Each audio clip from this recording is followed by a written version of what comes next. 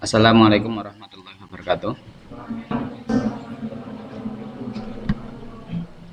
A'udzubillahi minasyaitonirrajim. Bismillahirrahmanirrahim. Alhamdulillahilladzi hadana li hadza wa ma kunna linahtadiya laula an hadanallah. Rabbi shrah li sadri wa yassir li amri wa hlul 'uqdatam min lisani yafqahu qawli. Rabbana ftah bainana wa baina qaumina bil haqqi wa anta khairul faatihin. Gimana kabarnya? Gimana kabarnya? Alhamdulillah baik ya. Masih semangat ah?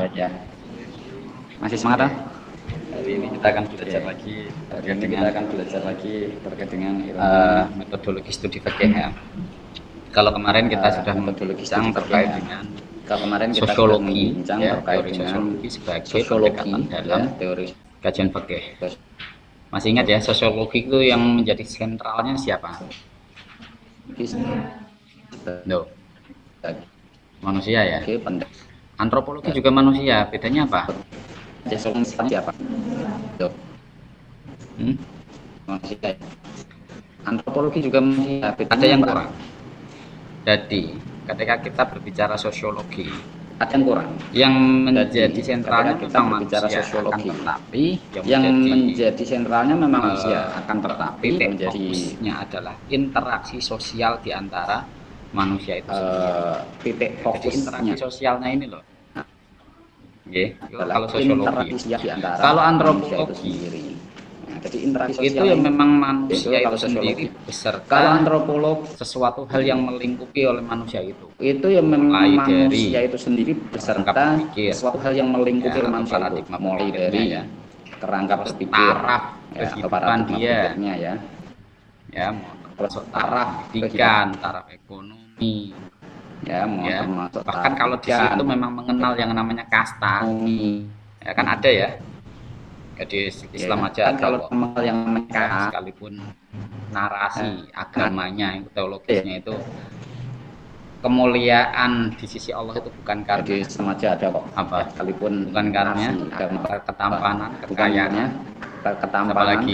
tetapi ketakwaan tetapi kenyataannya dalam struktur sosial masyarakat Muslim juga ada kasta lagi ada yang namanya priayi santri siapa lagi namanya pria ada lagi abangan ada lagi apa ada lagi abangan ya ada lagi apa mengenal kasta juga banyak ya nah, itu mengenal kasta juga dikatakan seperti itu secara teologis juga ada yang membedakan kecuali masalah keimanan ada yang membedakan kecuali masalah keimanan nah, tapi kenyataannya ada nah ini termasuk apa ya taraf kehidupan di masyarakat itu sendiri juga berkaitan dengan tradisi, kultur yang berkembang di atau ya yang berlaku di masyarakat itu sendiri. Ini antropologi. Jadi antropologi itu yang dilihat ini antropologi lebih luas daripada unsur sosial masyarakat itu sendiri. Nah, kalau kemarin masanya interaksi sosial kan. Nah, kalau kemarin kan hanya interaksi sosial kan. Termasuk sekarang kita akan bicara lebih luas mulai dari taraf pendidikan, taraf ekonomi, masuk taraf kehidupan kita, taraf pendidikan, taraf ekonomi, ya, paradigma berpikir lagi, ya paradigma berpikir, kultur dan seterusnya. Nah, kayak tipologi tadi yang saya sebutkan, misalkan ada Islam priayi, Islam santri, Islam abangan. Apa yang Anda pahami tentang itu? Nah, tipologi tadi yang saya sebutkan ada Islam priayi, Islam santri. Apa yang kalian pahami tentang itu? Sudah pernah dengar istilah itu toh? Iya. Bagaimana? Islam priayi itu sing piye?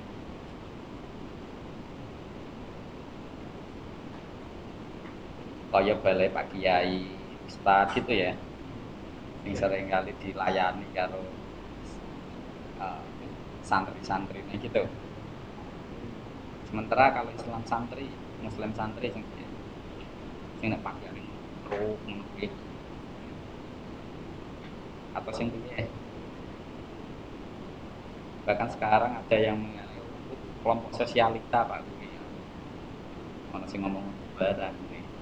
Apakah ini bagian dari oposisi biner antara kelompok santri dengan kelompok sosialita?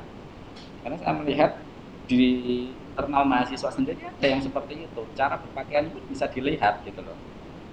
Antara mereka yang santri dengan mereka yang kalangan sosialita. Ya kan? Bisa dilihat itu. Ya.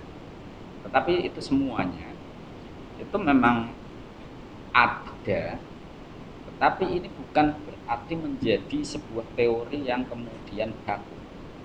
Loh kok teori yang tidak baku gimana Pak? Karena pembagian tipologi semacam itu berarti kalian mengikuti asumsi dari Clifford Geertz. Ya, Clifford Geertz ini sebenarnya bukan orang Indonesia asli, tapi dia melakukan penelitian tentang agama Islam di Jawa. Ya, agama Islam di Jawa ketika dia melihat fenomena beragam di masyarakat Islam Jawa. Nah, dia ambil lokus penelitiannya di daerah Pare. Ada yang pernah ke Pare?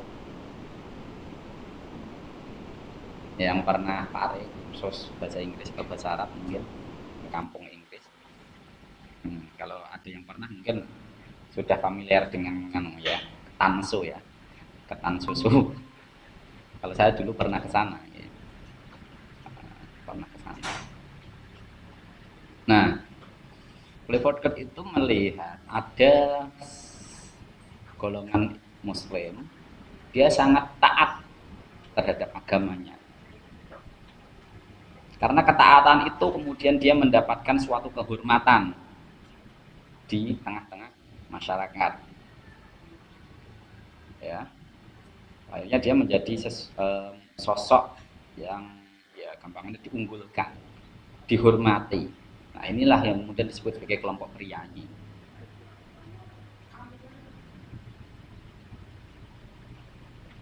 Nah, sebaliknya kelompok-kelompok yang kemudian melayani kelompok priayi tadi ini diasosiasikan sebagai masyarakat yang dia masih butuh yang namanya bimbingan spiritual. Cara hidupnya pun sangat sederhana, bahkan identik dengan sesuatu hal yang rodok kumuh, kurang tertib. Karena fakta di pesantren, kebanyakan kan orang budikan orang santri gitu kan. Bahkan ketika jerengi pakaian, ya kan yo sak senengnya lah sak anaknya kan gitu ya. Mungkin sing coba pernah mondok tuh ngerti gue. Ya. Pokoknya kecuan kalau kabeh ning lemari ini ono kabeh.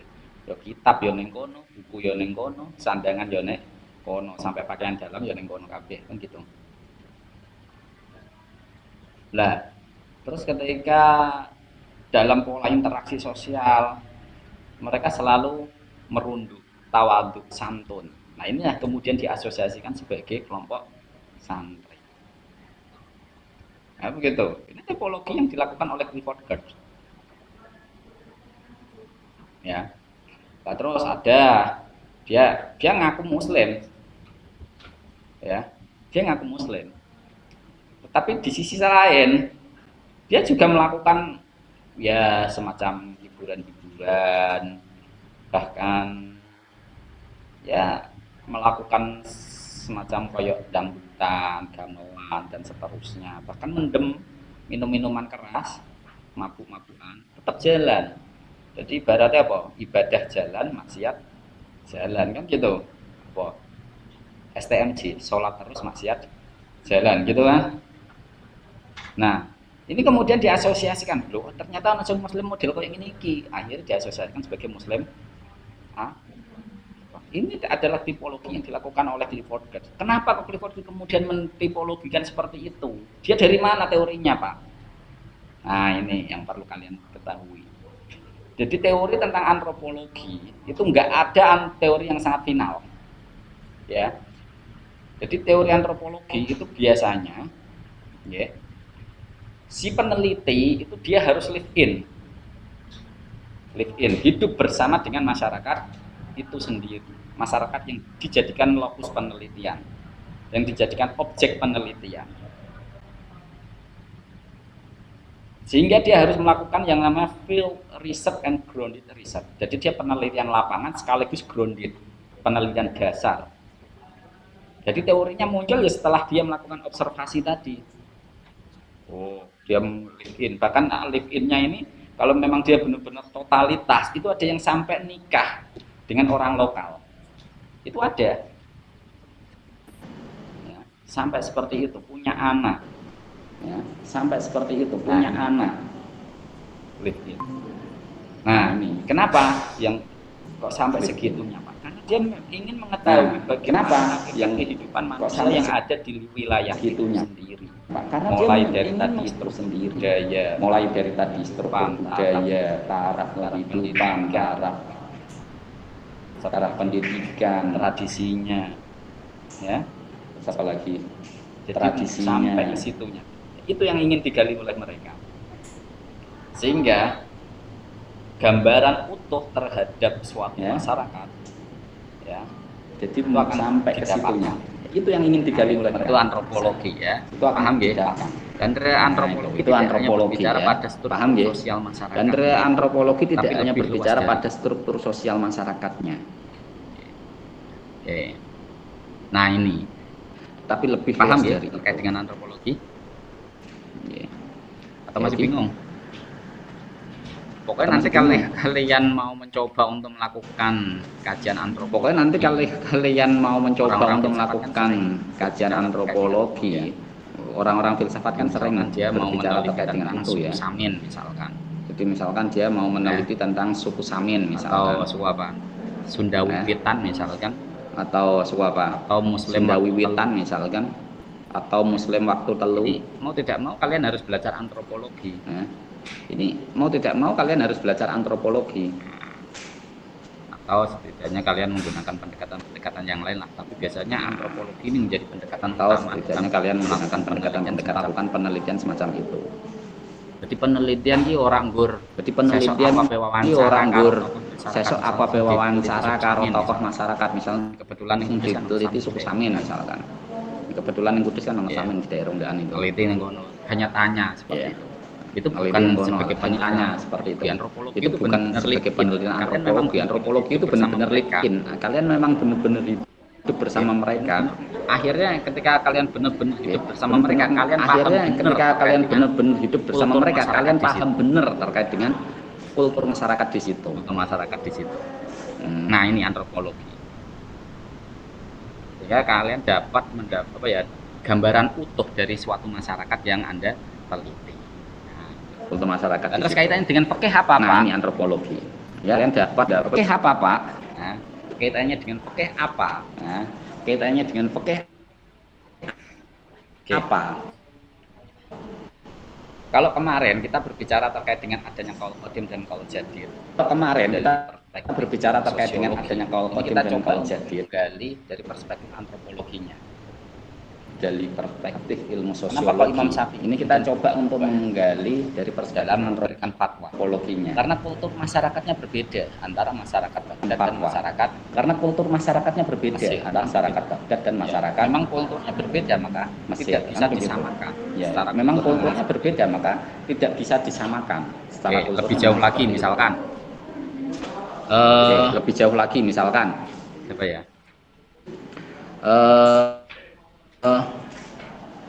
Masalah peperangan. Kita berbicara masalah peperangan. Nabi masih hidup. Nabi masih hidup. Nabi melakukan Badar, perang Uhud, peperangan mulai dari perang Badar, perang Uhud yang kebetulan dimenangkan oleh Muslim. Jarahan, Khandaq, perang yang lain-lain. Kemudian dibagi. Yang kebetulan dimenangkan bagi kepada oleh pasukan perangnya itu. Ya. Karena memang kultur awal Jarahan atau masyarakat Hijaz kala itu, terutama Makkah ya. Itu memang kulturnya apa? Ya, ketika ada pertempuran ya mereka kalau menang akan mendapat jarahan. Ya, ketika ada pertempuran. Tapi ini sudah tidak lagi berlaku pada masa Umar. Akan mendapat ketika mulai perluasan ke berbagai tempat. Tapi ini sudah lagi berlaku sudah sampai pada Maroko, maghrib. sudah sampai Maroko. Karena setelah itu kan dia maghrib nyebrang, karena setelah itu kan dia mau nyebrang ke Andalus, setelah ada Jabal Tariq ya, setelah Gibraltar ya, kalian ngerti. Itu kultur di sana sudah berbeda. Itu kultur di sana sudah berbeda. Kemenangan perang itu bukan berarti para pasukan bisa mendapatkan pasukan itu bisa mendapatkan jarahan perang. Sehingga ketika kaum muslimin saat itu memenangkan peperangan di sana, berhasil menaklukkan itu. Nah, harta rampasan tidak lagi di daerah itu diberikan kepada pasukan muslim itu sendiri. Kenapa? Harta rampasan tidak lagi bahkan harta rampasan diberikan kepada masuk ke Baitul Mal yang dikelola oleh pasukan muslim itu sendiri. Masuk ke Baitul Mal yang negara. Karena pasukan itu sendiri sudah digaji setiap bulannya. Sudah ada gaji setiap pasukan bulan. Itu sendiri sudah gitu. Bulan. Gitu.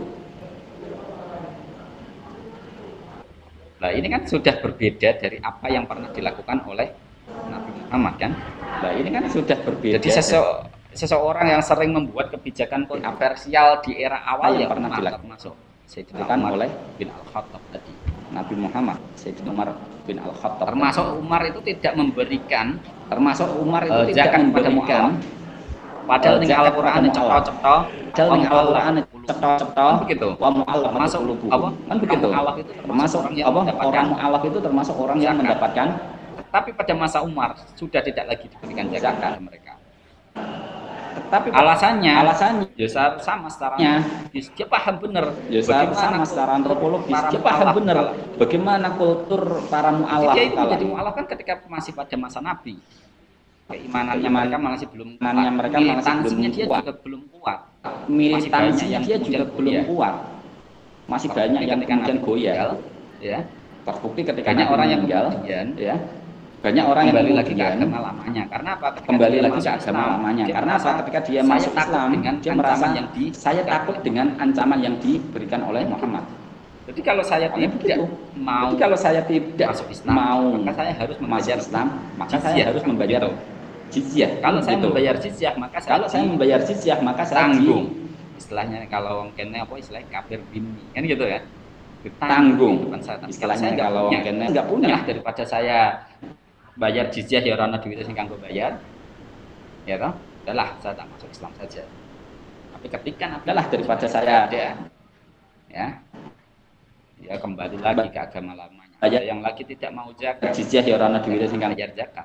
PR Abu Bakar yang kala itu memegang, Abu Bakar yang kala itu memegang sebagai Amirul Mukminin, dia punya PR untuk mengembalikan mereka tampuk kepemimpinan gitu.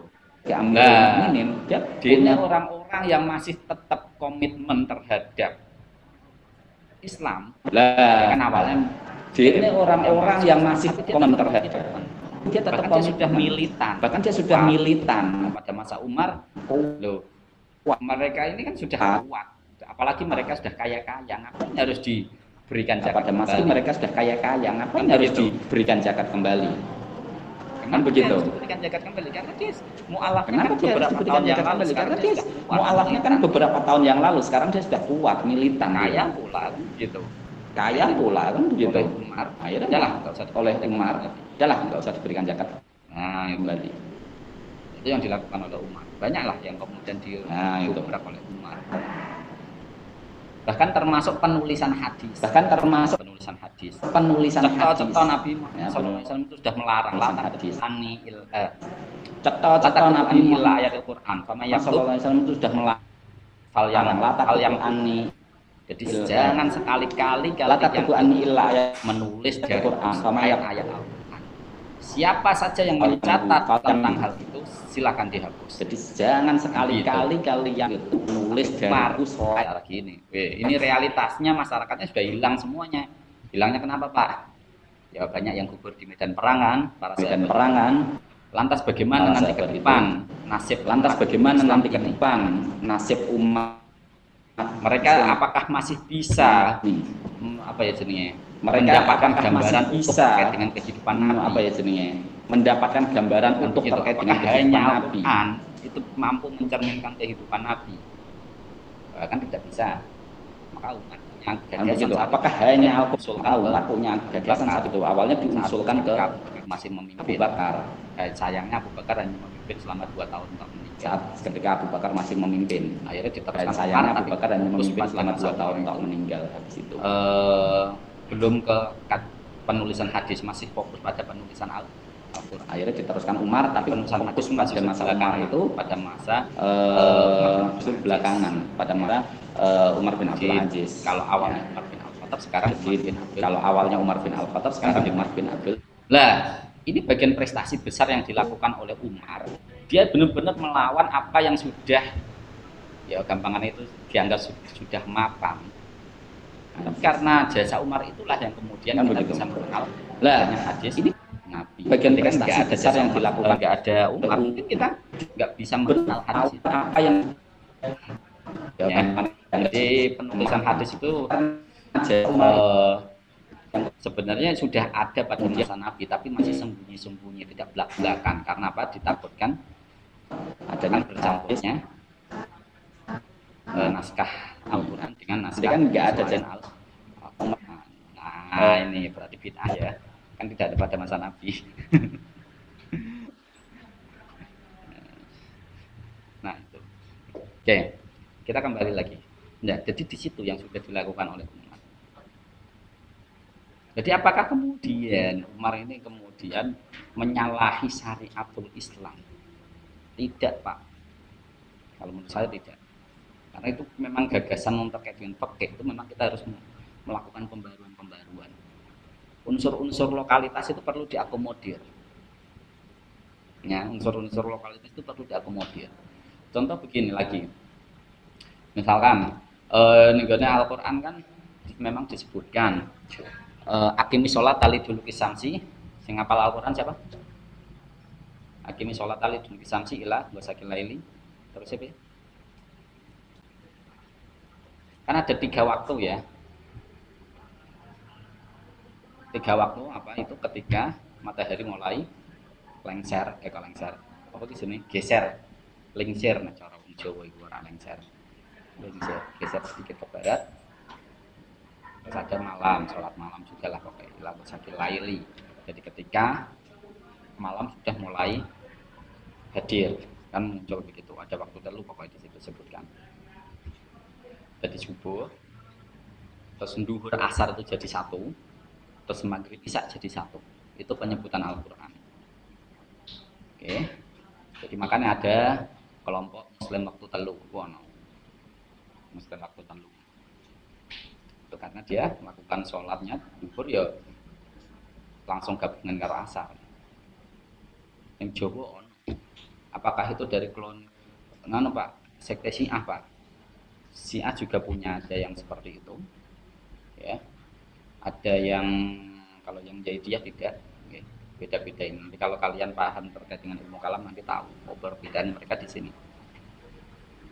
Nah, terus kemudian dijabarkan oleh hadis ya, bagaimana waktu subuh itu, bagaimana waktu duhur itu, dijabarkan oleh hadis, bagaimana waktu asar itu kan. Oke, konteks Nabi menjelaskan waktu sholat itu memang berdasarkan konteks daerah atau wilayah yang dilalui khatil istiwa. Dilalui khatil istiwa. Arab itu dekat dengan khatil istiwa gak itu? Dilalui khatil istiwa gak? Dengan khatil istiwa gak itu? Dilalui khatil istiwa gak? Dekat gak ya? Bikin bisa belajar geografi ini ya toh? Dekat gak ya? Masa orang ngerti. Arab itu di dekat dengan Katulistiwa atau tidak? Arab itu di dekat dengan Katulistiwa atau tidak? Di sebelah utaranya Katulistiwa. Di sebelah utaranya Katulistiwa. Kan? Apalagi Indonesia. Jauh. Ya. Indonesia memang dilalui garis Katulistiwa. Jadi ketika digambarkan waktu Indonesia seperti ini, seperti itu, waktu asal seperti ini, seperti itu, di Indonesia tidak mengalami perbedaan yang sangat jauh. Dilalui garis kita bisa menerapkan apa yang ada. Jadi ketika digambarkan kayak Indonesia seperti itu, waktu itu di Indonesia tidak mengalami perbedaan lingser, apa sih? Bergeser. Ya. Kita bisa menerapkan apa yang ada dalam kemudian waktu asar ketika bayangan bayangan suatu benda itu sama panjangnya dengan bendanya kan begitu kan Pakainya memang iya. Kalau kita Bayangkan hidup di Indonesia, coba kalian hidup di Eropa misalkan yang punya 4 iklim. apa bayangan suatu benda Dia itu cara menerapkan sama waktu panjang kapan, waktu asar kapan. Bisa saja bendanya waktu asar malah justru lebih sedikit. hidup di Indonesia pokoknya 4 Sementara waktu subuh waktu sementara waktu subuh lama waktu isaknya ya. nah, kalau kita paling kan lama waktu asar isaknya ya relatif yang paling lama waktu asar ya relatif waktu subuh sangat sedikit ya kan. waktu subuh sangat sedikit ya kan. Nah kenapa? Karena kondisi iklimnya sudah berbeda. Nah, kenapa? Kondisi iklim sudah berbeda. Nah ini yang Karena kita kondisi iklimnya sudah berbeda. perhatikan. Oke, kalau umat Islam itu harus rahmatan lil Kalau alamin, umat Islam itu bagaimana harus kita memberikan rahmatan lil alamin, kepada bagaimana umat kita Islam yang memberikan hidup rahmat di sekitar kepada umat kutub. Islam yang kebetulan hidup di sekitar Bagaimana mereka harus kutub. melakukan ibadah sesuai dengan Bagaimana mereka syariat harus Islam. melakukan. Sementara Fikihnya itu dirumuskan fikihnya itu sentris. dirumuskan khatulistiwa sentris. Ya, Ya, paham ya? Jadi ini kultur masyarakat sudah berbeda. Kultur masyarakat yang mempengaruhi kultur masyarakat termasuk Paham, ya? iklim. jadi ini kultur mereka termasuk iklim, Itu termasuk kondisi geografis. Mungkin lagi ini persoalan yang Itu lain. termasuk Misalkan mempengaruhi. Ya, zakat ya. Mungkin Zakat lagi ini persoalan yang lain, misalkan zakat. kan sangat agraris ya. Ya, zakat Ada ya. zakat juru. Zakat selama ini yang di Mungkin di Indonesia tanah. nggak Mungkin di Indonesia nggak terlalu bermasalah. Di Indonesia tidak terlalu bermasalah. Coba saiki sing uripe ning endi? Ning Singapura tidak misalkan, terlalu bermasalah. sing negarane Salah. cilik sawah Coba wae saiki sing urip ya.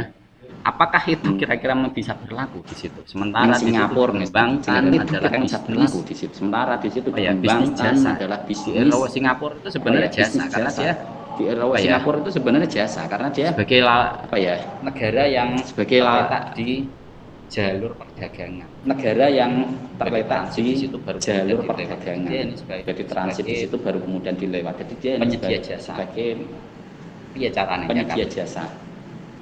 Iya caranya zakat. Kalau Pak, aku yo pikir akeh kono yo semuanya bukan mayoritas umat Islam kok Pak. Ya, tapi kan no muslim yang kono. Kalau Pak, aku pikir akeh ngono yo semuanya bukan mayoritas umat Islam kok Pak. Sebetulnya. Tapi Nah, kalau bagaimana dengan orang yang hidup di luar? karena di situ masih kultur Nah, Melayu. inilah yang kemudian menjadi kegelisahan bagi beberapa pemikir muslim yang hidup di wilayah yang bukan seperti kita. Misalkan kayak Tariq Ramadan, dia itu hidup di Eropa. Dia ingin menjadi muslim yang baik sekaligus menjadi warga Eropa yang baik. Warga iklim di Eropa kan tidak terlalu mendukung untuk melakukan ritual Islam. Tidak terlalu mendukung untuk sana. Hanya beberapa negara yang sudah memberikan suaka, ya gampangnya memberikan kebebasan terhadap para pemeluk agamanya misalkan. Dah, pokoknya nang kono itu terserah kamu mau melakukan apa, kami tetap menghormati. Tapi ada beberapa negara yang tidak memberikan kebebasan itu. Lah bagaimana mereka hidup? Apakah mereka kemudian diintimidasi karena sebagai kelompok minoritas? Iya caranya. Arab Melayu ning Indonesia wae. Ya mungkin karena akan terbentur dengan apa ya? Apa jenenge? Istilahnya administrasi negara tahu sih. Ya pokoknya intinya di situ ada aturan mainnya, nggak bisa serta merta langsung pindah negara langsung jadi warga negara gitu, nggak bisa serta merta semacam itu, harus melalui proses-proses tertentu. Tapi ya caranya mereka hidup. Nah maka dia Tariq Ramadan itu sampai membuat buku yang berjudul Western Muslim and the Future of Islam. Jadi bagaimana orang-orang Muslim di Barat ini dan masa depan Islam di Eropa. Nah ini sudah mulai dipikirkan. Tariq Ramadan, ada siapa? Ibrahim Abu Rabi, ada lagi siapa? Fatimah Mirnisi yang sempat viral karena dia itu menjadi imam sholat Jumat, yang sempat viral karena dia itu menjadi imam karena itu sholat sudah berbeda di sana. Neng kene loro jam wong sing ahli ilmu macane fasih ya. kaum untuk laki-laki jadikan imam karena sholat ini Jumat sudah gampang berbeda ya. dan imam Ning sholat Amerika Jumat kan gampang angel. ya ning gone Amerika kan angel Ya. Dan kebetulan yang paling fasih dan paling alim ya memang ya. Dan dia kebetulan sebagai yang paling fasih dan Fatimah paling alim Mernissi. ya memang dia sebagai Nah, itu guru sempat viral Fatimah juga Mernissi itu. maksud saya. Iya kok iso ngono. Nah, itu sempat viral juga itu. Iya kok iso ngono. Kan selama ini sholat Jumat kan nganu ya apa jenenge? Eh maskulin Kan sentris selama ya. ini sholat Sentralnya ada Jumat di kan nganu ya apa masyarakat lagi jenenge lelaki. Bagaimana dengan mereka yang masyarakat di lagi. luar? Bagaimana dengan mereka yang di Lanangnya luar? angel, malah ternyata sing ahli itu wong wedok. Lu wong Nah, gitu. Ini lanangnya mungkin kita kalau yang hidup di sini aman-aman saja. malah ternyata sing ahli itu wong wedok. Dulu saya pernah bercerita Ini tentang gitu. bagaimana ketika saya masih di Mungkin kalau Thailand ya, Bangkok, kan ini sudah pernah saya aman-aman ceritakan saja. kalian. Jadi saya nggak perlu cerita tentang itu lagi ya. Gitu. Nah ini yang kemudian bisa mempengaruhi Dulu saya bagaimana fikih pernah itu harus sesuai dengan bercerita tentang bagaimana ketika saya masih dengan di kondisi sosial masyarakatnya, dengan Bangkok, kondisi sudah pernah saya kultur ceritakan masyarakatnya. dan nggak perlu untuk lagi. Misalkan kalian nanti belajar Ya, tulisannya itu soal harus sesuai dengan siapa kondisi, ya. dengan kondisi Dia sudah sangat masyarakatnya, sudah sangat kontekstual. kondisi kultur Ada lagi masyarakatnya. siapa itu? Jadi misalkan yang nanti baca tulisannya Jasar Auda Yusuf yang kemudian dia Al-Qurtubi, menyampaikan teori tentang teori sistem ya atau Maqasid. siapa. Jadi Nah, tapi Jasar Auda nanti kita akan bahas sendiri di pertemuan yang lain, nanti lah agak-agak akhir. Nah, karena ini lebih dalam. Serau yang kemudian teori tentang sistem. Jadi kalau dalam usul fikih itu ada yang namanya istishab. Istishab. Api ini. Jadi agama itu sebenarnya ya nanti kita itu ngatur piye apike. Tidak kemudian saklek kaku. Padha ana ning teks iku piye. Ya nanti. Jadi agama itu ngatur piye apike. Kalau wong Al-Qur'an wae apa? La yukallifu wa nafsan illa wus'aha. Dah ya memang sesuai dengan kemampuan masyarakatnya. Enggak usah dipaksakan. Harus disesuaikan dengan kultur.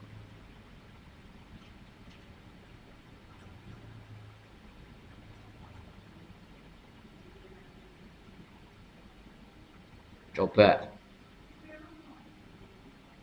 kene sing kudus asli sapa kene? Selain saya loh maksudnya.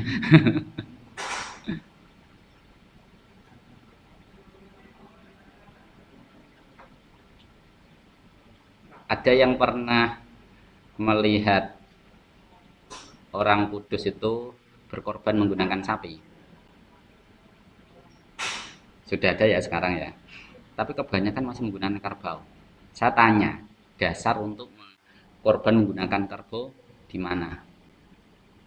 Karena nih gue fikih korban itu onta, sapi. Kebanyakan itu atau domba, kambing, kerbau.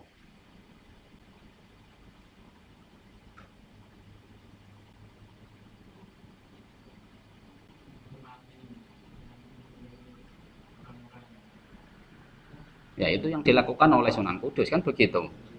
Cuman pertanyaannya ini loh didalilin kondi. Lah kok Sunan Kudus berani untuk ada sakaran kerbau? Nah ini ada unsur lokalitas masuk. Unsur lokalitas masuk. Ya, unsur lokalitas. Jadi ya memang kerbau itu justru akan ditemukan banyak itu di daerah-daerah yang sangat agraris. Ya. Sangat agraris, pemeneh kerbau itu kewan sing termasuk orang kuat tahan panas lama-lama. Kerbau kan senengannya berkubang ya. Jeguran ning gone lumpur atau ning gone kali ngene kuwi ya. Nek sapi kan jarang, beda sapi. Sapi masih kuat untuk di daerah-daerah yang rada tandus ngono kuwi rada kuat dekne. Kerbau ora kuat. Maka ning gone Arab luru kerbau rada angel kecuali kerbau impor. Ya. Kecuali kerbau impor. Tetapi oleh masyarakat Kudus, korban boleh menggunakan kerbau. Ini ada unsur lokalitas, kenapa? Entah itu mainnya kias atau apa dimasukkan. Api piye? Kan begitu. Ya toh?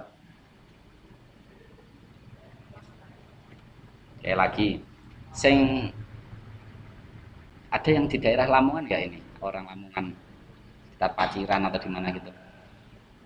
Ada yang pernah di sini? Kalau nggak ada, saya tanya. Ada yang pernah dengar nggak eh, adat nikah itu malah justru perempuan yang datang ke laki-lakinya? Itu sesuai dengan syariat Islam nggak itu?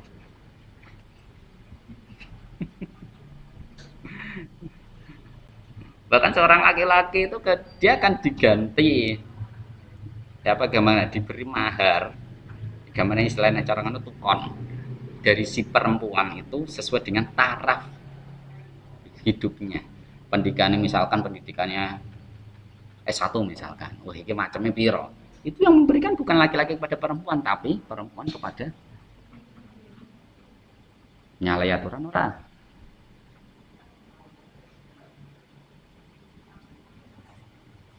Mungkin kalian yang hidup di daerah sekitar Pantura, Jawa Tengah, Wetan, lorong ini ya, mungkin nggak terlalu kan karena memang kultur di sini itu masih dari laki-laki ke perempuan. Kawan saya yang di Lamongan itu sempat gini, aku loh ya, burung lulus, ya, burung lulus itu ditawari karo wong-wong kae, apa dintok anake kok dikai iki. Wah, enak kowe aku. Rasa modal wis enak. Nah, aku nek sampean hidup ning Kudus, ya sampean yang harus modal. Gitu. Piye iku aturane?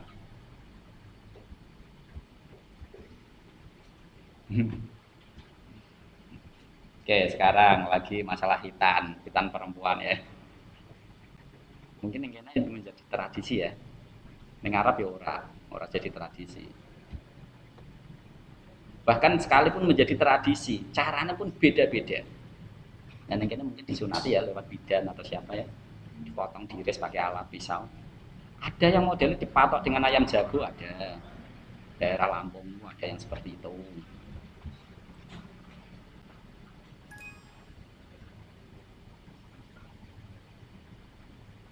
Jadi saya pernah tanya pada kawan saya yang dari Lampung itu, piye toh Pak prosesnya?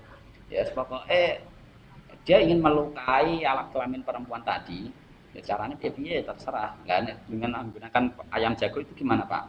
Masa ayam jago kemudian doyan dengan ngonoane Pak kan?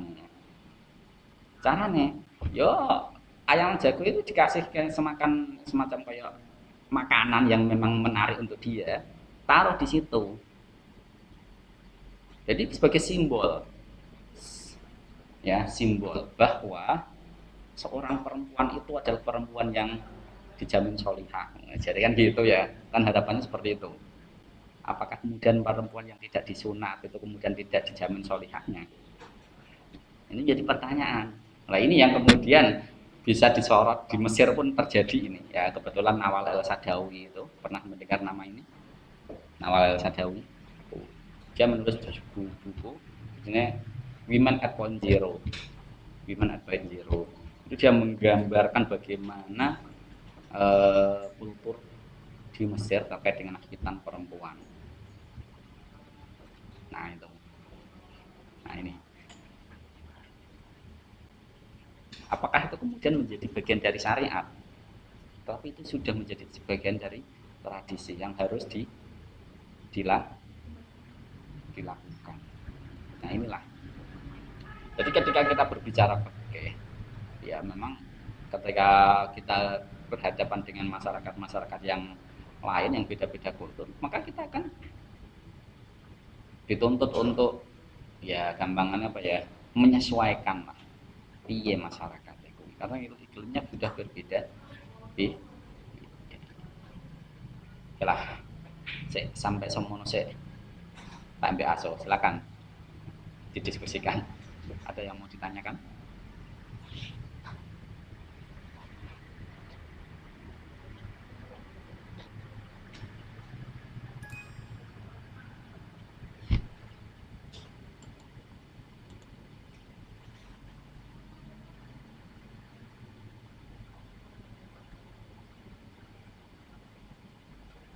Yuk, paham semua?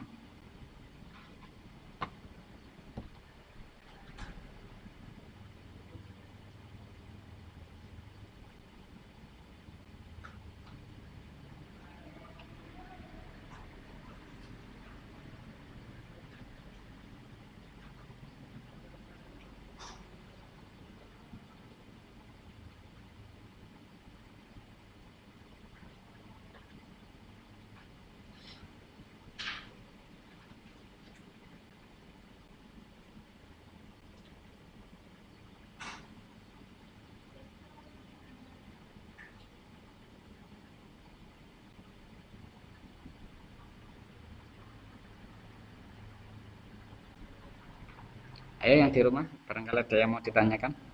Silakan kalau ada yang mau ditanyakan.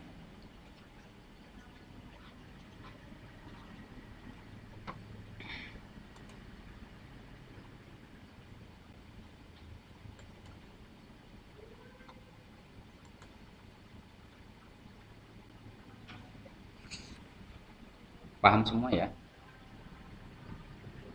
Di teori antropologi itu kita akan berbicara terkait dengan manusia sebagai sentral, tetapi tidak hanya berbicara struktur sosial, tapi lebih luas. Tapi lebih luas.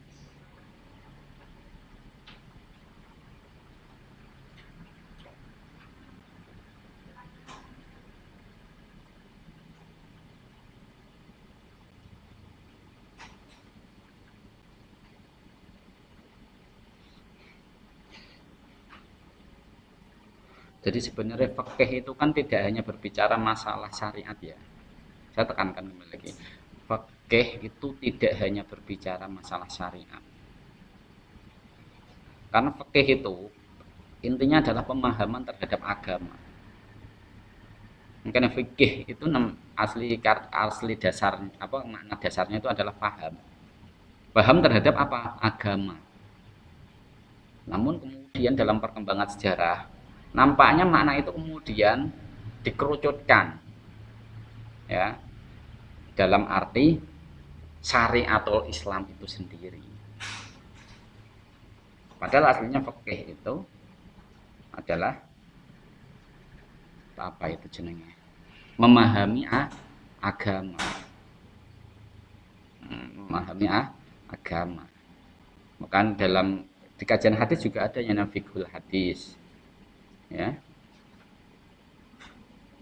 Terus dalam kajian sejarah juga ada yang namanya fiqhus sirah. Jadi fikih itu terkait dengan pemahaman. Jadi piye cara memahami agama. Nah, jadi jangan sampai fikih ini dianggap sebagai sesuatu yang justru malah menyempit menjadi hanya syariat saja. Apalagi dalam pandangan saat ini hanya syariat fikih ala Syafi'iyah. Coba misalkan kayak Sunan Bonang, Sunan Kalijogo, Sunan Bonang gawe nandom apa Mas Kumambang gamelan niku ya. Kira-kira iku ana ajarane ning gone syariat Islam gak? Tapi kenapa kemudian itu digunakan dalam menyebarkan agama Islam? Karena harus dipahami benar bagaimana kultur masyarakat setempat ini. Masyarakatnya seneng wayangan, yo dia ayo dia anak wayangan. Tapi di situ harus ada proses yang namanya apa? Enkulturasi budaya. Jadi tidak hanya sebatas akulturasi dan asimilasi. Ya, mungkin selama ini kalian pahamnya ada akulturasi sama asimilasi ya. Ngerti apa ora iki jangan-jangan apa kuwi? Hah? Apa itu kira-kira? Selama ini dipahami sebagai ya, percampuran budaya kan. Tapi yang kulturasi ini kan lebih lebih dalam dari itu. Tidak hanya budaya sampai ke apa ya, paradigma pun harus terjadi semacam enkulturasi.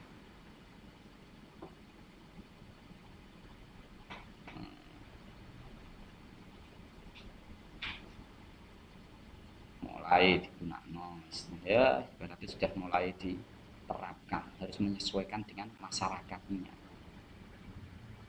Nah disinilah kemudian kita benar-benar paham terhadap agama itu. Kalau kita benar-benar paham, maka kita bisa membina masyarakatnya dengan baik. Nah itu.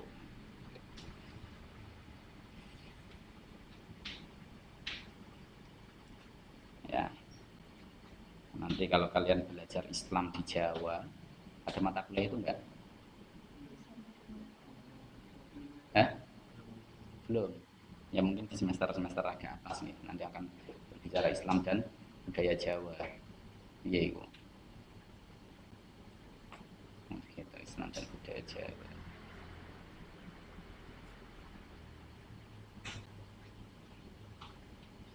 Nah, itulah. Jadi ketika kita berbicara terkait dengan antropologi, sentralnya adalah manusia. Oke, ada pertanyaan? Kalau tidak ya sudah cukup.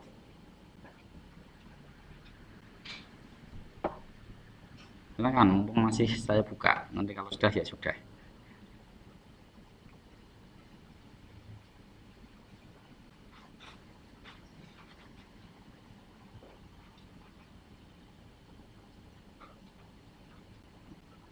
Yang di rumah kalau mau ada yang ditanyakan silahkan diajukan.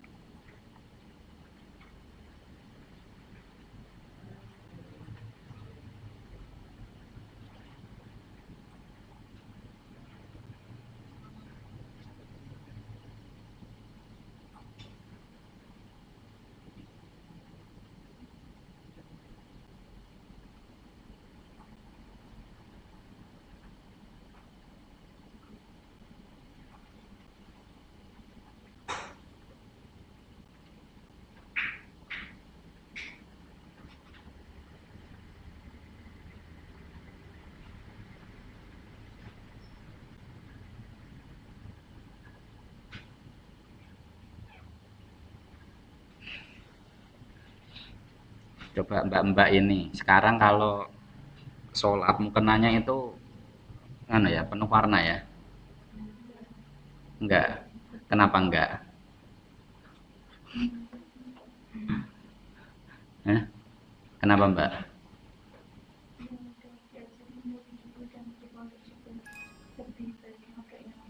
Lebih baik yang putih, berarti pakai yang warna-warna nggak boleh ya?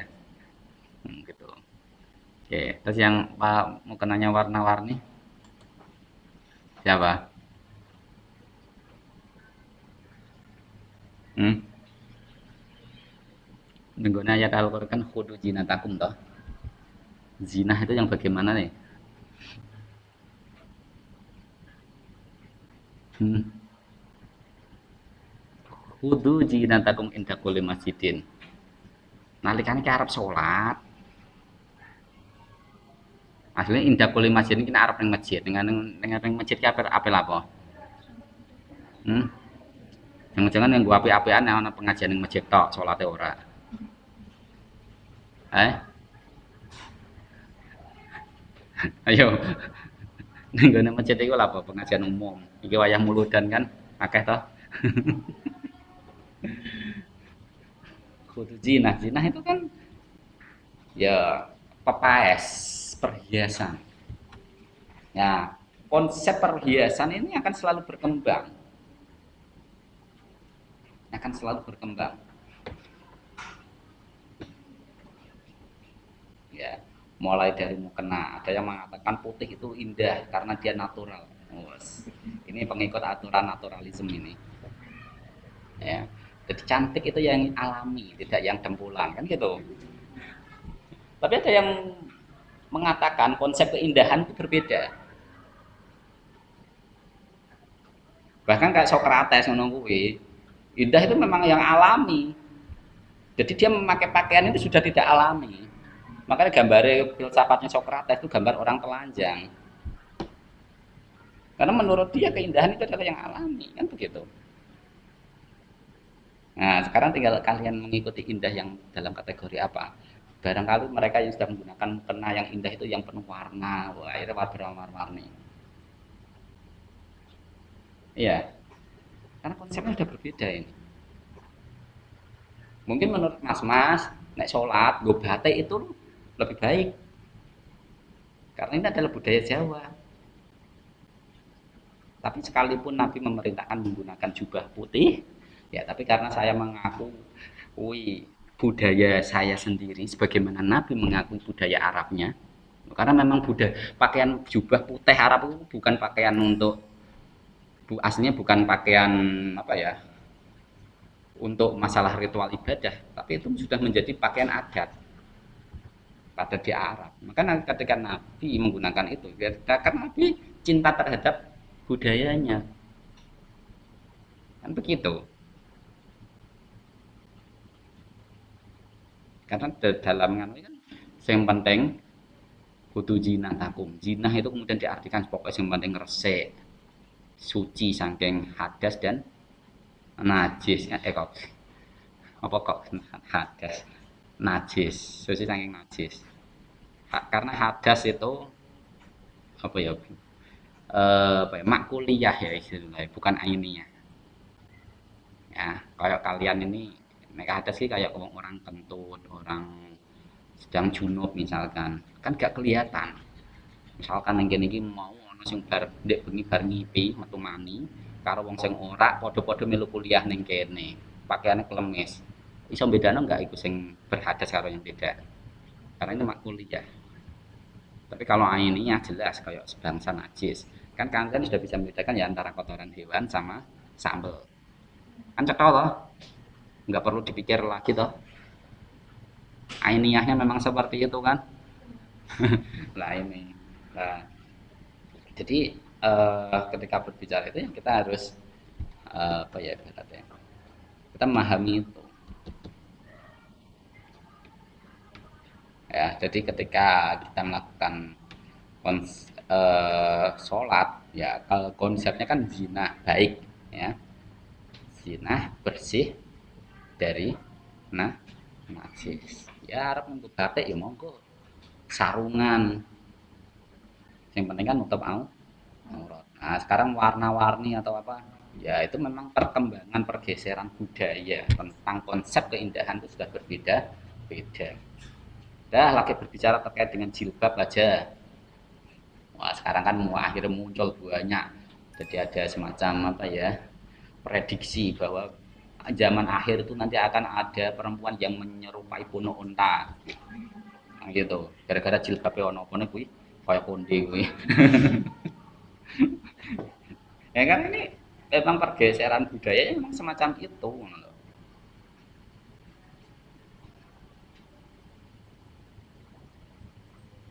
Bahkan kita berbicara teks, ya berbicara teks, ya itu ada yang sudah muhmal sejak lama, itu sudah ada seperti kasus terkait dengan pemberian zakat kepada mu'alaf tadi, itu sudah muhmal sejak awal, sekalipun negara konsep oke masih ada, tapi itu jarang diberlakukan, bahkan hampir tidak dilakukan. Coba diantara kalian ada nggak yang pernah memberikan zakat pada mu'alaf? Bo ning gone Al-Qur'an ono kuwi cetha wong mu'alaf atau kulit buku. Nah, jadi ini kan ada teks yang sebenarnya masih relevan atau tidak. Nah, maka dalam konteks tadi yang saya sebut yang jilbab tadi, ya itu kira-kira relevan nggak? Nah ini, nah. Jadi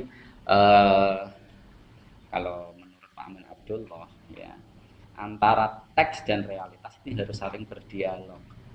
Jangan sampai kita kemudian terbuai dengan teks.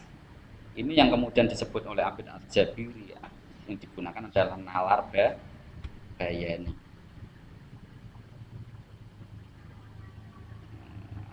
Selama ini orang itu kenapa kok kemudian terlalu jumud? Karena yang dipakai adalah nalar bayaninya.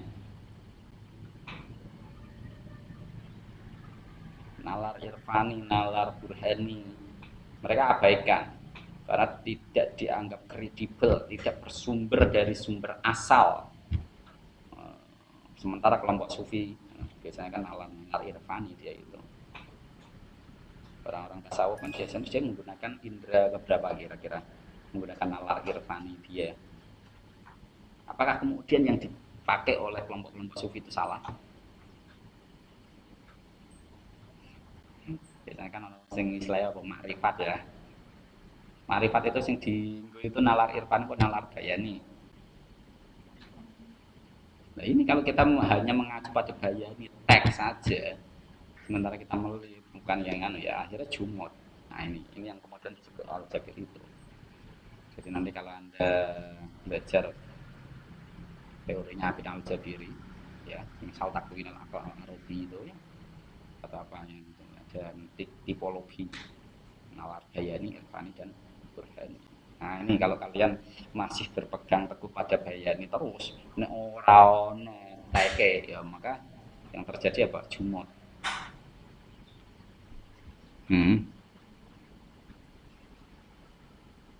Nah, itu kira-kira. Yang fikih misalkan selalu ngomong Khatib Baghdad wae. Ya dah. Pernah dengar itu Khatib Baghdad? Aku tak takon, Khatib Baghdad iki kaya piye? Soalnya wong kene iku ngertine jerigen.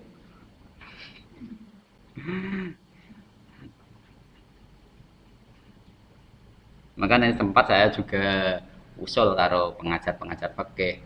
Mbok yo gawe lab iku yo juga di nek mengenalkan Khatib Baghdad aja cuma teori duduh Khatib Baghdad iki koyo ngene iki lho bentuke. Tuku ke kono langsung ke Baghdad. Mbok saiki jem mbok ora kan tak ngerti. Oh, saya ngertine jerigen kok ya. Apa nek saiki? Lah itu justru dijadikan sebagai ukuran apa? Ukuran apa biasanya Khatib Baghdad itu? Apa? Apa Mbak? Suaranya ora jelas. Coba dibuka. Oh, terkait dengan air 2 kulangan. Karena memang saat itu belum ada ukuran sentimeter. Ya, sapa jenenge sing nemukan sentimeter itu? Itu belum ada, belum lahir maksudnya. Sehingga tidak dikenal sebagai ukuran itu. Bahkan menggunakan dirok. Lah diroke wong Jawa karo wong Baghdad ya beda-beda. Ya toh? Jadi ukuran 2 kulai wong Baghdad karo wong Jawa itu kan nanti akan beda ngomong. Ya, tangan kowe lah sak momok sak mene diroke. Nah, wong kono kan le dawa-dawa ya. Nanti kan berbeda-beda. Nah, ini. Nah, inilah kita perlu menggunakan yang namanya antropologi. Jadi kita benar-benar paham terhadap masyarakatnya. Wong kono iku ndiroke cilik-cilik. Ya jadi gambaran ndirok terus karo wong Baghdad terus. Sentralitasnya Baghdad kan begitu.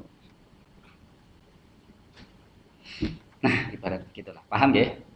Jadi bagaimana kita saat ini kita mencoba untuk mengakomodir unsur-unsur lokalitas dalam memahami agama.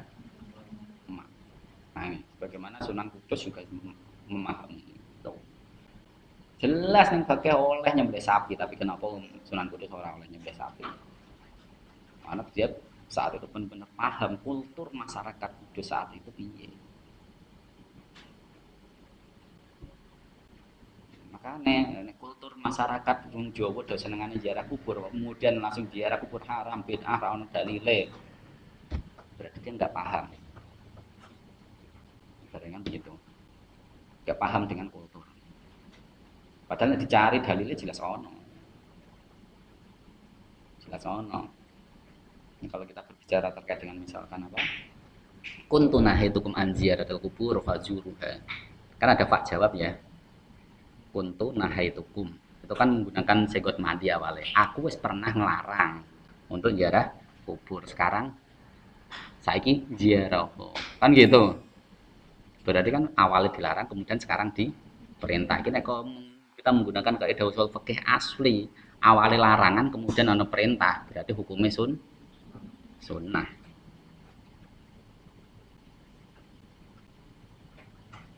Gitu.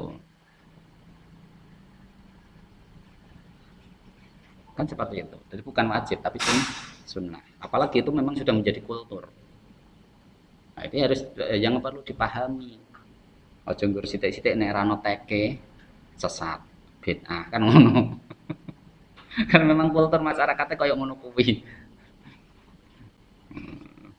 Jadi misalkan kalian ini sebagai aktivis LSM misalkan. Saya bercerita aja ya. Saya pernah bertemu dengan kaum waria. Hidup selama dengan mereka itu hampir 1 bulan. Terus jangan-jangan waria iki waria.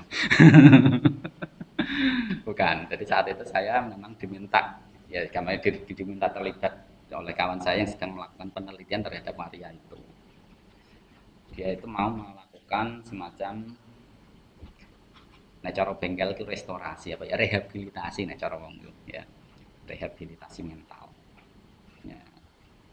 dia bagian tim medis, saya bagian agama, ya spiritualitas, dan kawan saya juga sebagai salah spiritualitas. Saya pernah apa jenenge curhat, mereka dengan curhat dengan saya. Saya itu sebenarnya mau belajar tentang Islam dengan baik, tapi ketika saya bertemu dengan ustadz-ustadz itu kebanyakan mereka sudah menganggap saya kotor.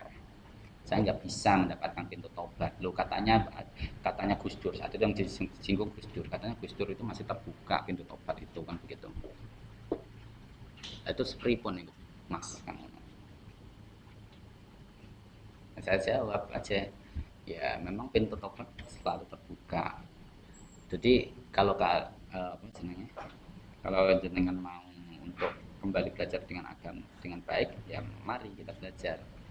Anda belum terlambat, tapi saya nggak punya pekerjaan selain saya menjadi ngamen sebagai waria jalan seperti itu, bagaimana? Dan itu adalah salah satu-satunya mata pencaharian saya. Oh, saya kan saat itu bukan menjadi bos kan, bingung kan aku. Nah, aku jadi bos ya gampang. Ayo melu aku kerja ngono. Ya, jadi bagaimana sikap kita? Nah, ini yang harus memberikan pencerahan yang sangat inklusif pada mereka. Ini yang paling penting. Ini yang paling penting. Jadi mereka sempat curhat, dia itu sempat masuk ke waria itu gara-gara dia kecewa terhadap pesantren. Itu juga pernah gue, ya Allah. Emangnya kenapa Pak kan? Jadi saat itu dia itu sering kena takziran di pesantren. Tapi saya nggak pernah diberi solusi. Pokoknya intinya takziran terus. Jadi sebuah ancaman terus tanpa pernah memberikan solusi. Bagaimana yang harus saya lakukan? Ya, ini yang sebenarnya saya butuhkan di pesantren itu. Tapi saya nggak pernah mendapatkan solusi terhadap itu. Saya lari kabur dari pesantren. Nah, kebetulan saya ketemu dengan apa itu Mami Vin, istilahnya menyebutnya Mami. Nah, saya sempat curhat. Nah, malah justru saya kemudian menemukan kenyamanan di situ. Akhirnya saya bergabung dengan mereka. Dan saat ini saya seperti inilah keadaannya. Dan ketika saya hendak kembali lagi ke jalan yang benar menurut saya, itu saya sudah dianggap kotor. Itu ya Mas. Jadi ketika saya cek dia membaca Al-Quran fasih banget, cetol, shot ya shot, tak ya tak kan gitu, syak ya syak kan gitu, cetol banget ini. Karena memang alumni pesantren dia itu. Nah, ini yang perlu kita dampingi. Jadi kita harus bersifat inklusif lah terhadap mereka. Wah ini nek cara fikih wah ra iso. Ning gone Al-Qur'an fikih iku cukup ana mung apa? Nisa, rajul ya, sama unta. Wong sing duwe kelamin loro. Nek waria. Piye? Apakah kemudian kalian mau menggunakan dalil sopo sing ngembo-ngembo wong lanang mongko iki bagian dari tondo-tondo kiamat. Semono Gus balike wong lanang sing ngembo-ngembo wong wedok. Iki bagian dari tanda hari akhir. Apa menggunakan dalil iku? Ya ora sida tobat mereka itu nanti. Nah, ini yang penting. Ya, ini jadi fikihnya itu kita di situ, kita harus memahami kulturnya. Nah, jadi misalkan sekarang ada Gus Miftah yang sering ceramah di PSK, ya kita dukung saja. Barangkali di antara kalian ada yang suka seperti itu. Jadi jangan kemudian anggap saya itu senang ini lokalisasi, we. Oh, barangkali dia ada punya misi tertentu, kan begitu. Oh iya, saya sarankan baca buku Agama Pelacur karyanya Pak Nur Syam. Nanti Anda akan tercengang, menarik itu di situ. Ya, jadi Pak Nur Syam itu justru berhasil menginsafkan mucikari beserta anak buahnya. Sampai dia benar-benar insaf meninggalkan dunia hitam itu. Diceramai, tidak diceramai. Nah, mungkin kalian dari kiai ya ceramah. Kuwi ku termasuk dosa gede sing ora bakal diampuni karo pangeran. Mungkin ngono. Ya kan? Tapi kenapa kemudian Pak Nur Sam itu berhasil untuk menginsafkan mereka kembali? Nah, silakan baca buku itu, Agama Pelacur judulnya. Ini cacah filsafat ini harus paham itu, cacah api ya. Mulai dengan itu. Jadi mari kita apa ya, mengedepankan dakwah inklusif kan begitu.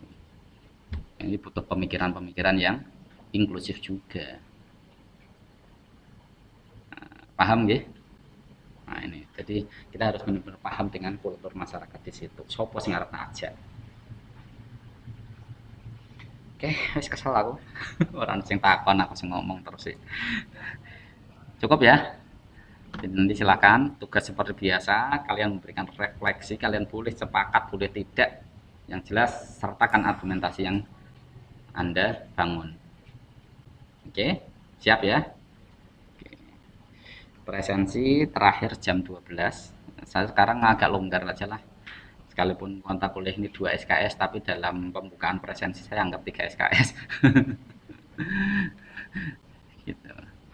Oke, itu yang dapat saya sampaikan. Mari kita akhiri dengan bacaan hamdalah bersama.